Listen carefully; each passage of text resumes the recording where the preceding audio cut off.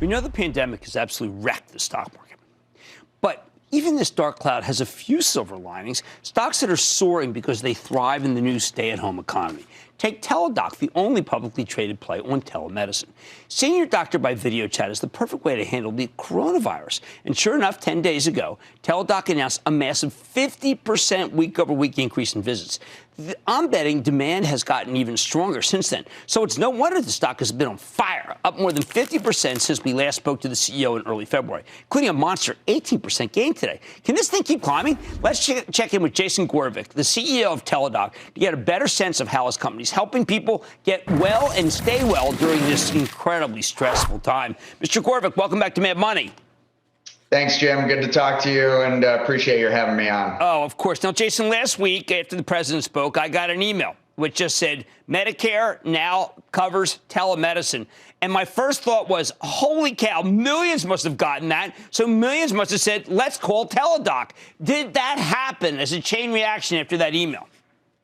Well, nothing happens quite that quickly, Jim, as you know, but we're certainly seeing a significant increase in volume. And I didn't exactly expect the president to be talking in a White House press briefing about telehealth. If you'd asked me that a few months ago, I would have said that was pretty unlikely. But it's fortunate that we're able to be here for the American people during this crisis. Now, I mean, that does bring up the issue of the surge in demand.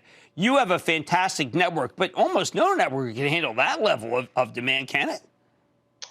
Well, the whole system is definitely under strain, and we are happy to work with our hospital system clients, health plans, and others to try to meet the incredible increase in demand. We're really helping in probably three ways. One is to stand up virtual COVID clinics for our health system clients so that they can safely treat members in their local communities. Two is to bring technology to them so that when someone shows up in the hospital, they can effectively treat them without exposing the healthcare workers. And three, of course, is to provide hundreds of thousands of visits to our millions of members here in the U.S. and around the world. Now, you can imagine when you go on Twitter, I mean, the things people say about me and Twitter are so horrible that I've had to adopt a new moniker, Jimmy Chill. But here's someone who said, I understand the unprecedented demand. We are at 8 hours of waiting with no idea of how much longer it'll be. You need to do a better job of setting waiting expectations in your waiting room. And that's on Twitter from over the weekend. Is that just an oddball, or is that something you're concerned about? Well, we have people working literally around the clock. The Teladoc Health employees have been working around the clock to activate more physicians, literally thousands of additional physicians to meet the demand. 8 hours is certainly an anomaly.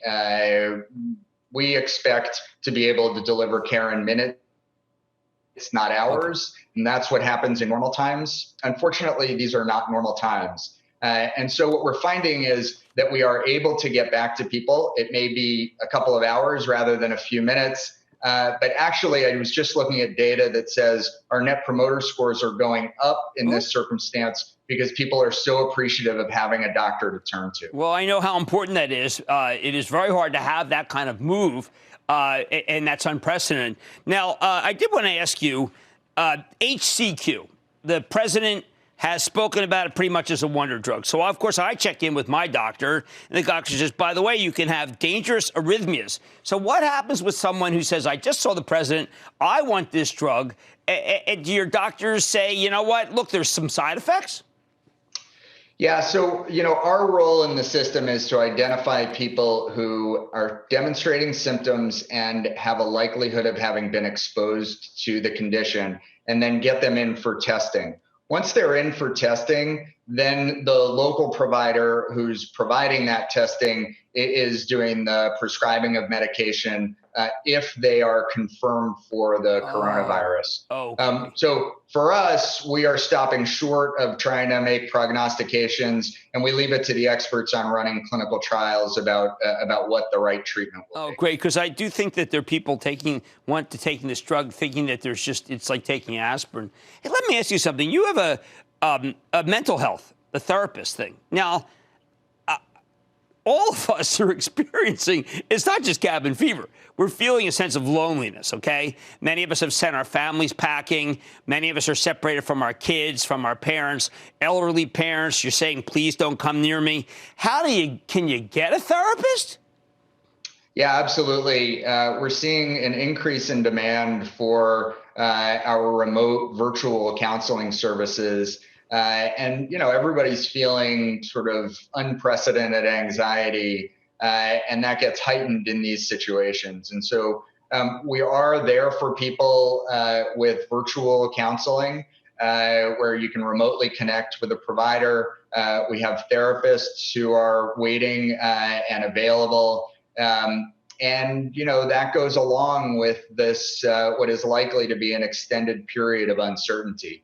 So definitely an appropriate time to be availing oneself of those services. That's terrific that you have that. I mean, a lot of us are concerned about mental health to the point of suicide.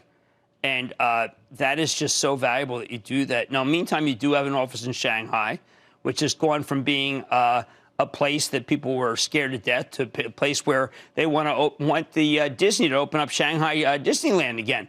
So, I mean, tell us about what that's like. Is it just kind of back to normal? So we're really, really happy to hear from our team in Shanghai that they are returning to work. They give us a little bit of insight into what's to come.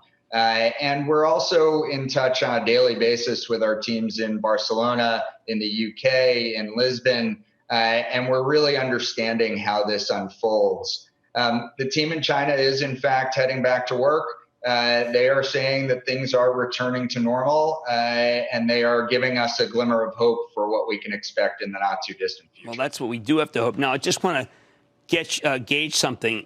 In a doctor's office, if one person has COVID, and there are many people closely connected and together, would you expect that some of the other people will get the disease? Certainly close exposure is a risk, and that's why everyone is recommending at least 6 feet of distance and social distancing. In fact, for us, over 90% of our worldwide employees are working from home at this point. Right. It's only absolutely essential services in some of our countries that are reporting into the office. So we are practicing that. And I was just looking at a case from a thank you note from a mom of a 7-year-old girl who was throwing up in the middle of the night and didn't want to go into the emergency room, but didn't know what else to do. And she was thanking us for being there and avoiding the exposure to what is likely in many emergency rooms and urgent care centers around the country. I keep getting the same thing. Finally, has the Chinese government helped you at all in trying to figure out what to do? I mean, I know that the people, for instance, at Alibaba are helping us. They're helping us with excess masks. They're helping us with gowns. Has the Chinese government given you any tips? Are things good with them now? We've been working more with the World Health Organization, with the CDC, and with our insurance clients in China than with the Chinese government. And we're fortunate to have an international network of medical directors who can collaborate on these issues. So we haven't been working as much with the Chinese government. But, I think the demand has shifted forever on virtual care. And we're on the verge of a new era for virtual care in the healthcare system. Yep, I agree. It's never going back, which is why people it's a parabolic move in the stock. But boy, you guys are here to stay. That's Jason Gorevic. He's the CEO of Teladoc. Thank you for being there, sir. Thanks, Jim. This stock and Zoom, okay? Those are the two that have redefined this era. They have money's back in. Don't miss a second of Mad Money. Follow @Jim Cramer on Twitter. Have a question? Tweet Cramer. #MadTweets. Send Jim an email to madmoney@cnbc.com or give us a call at 1-800-743-CNBC.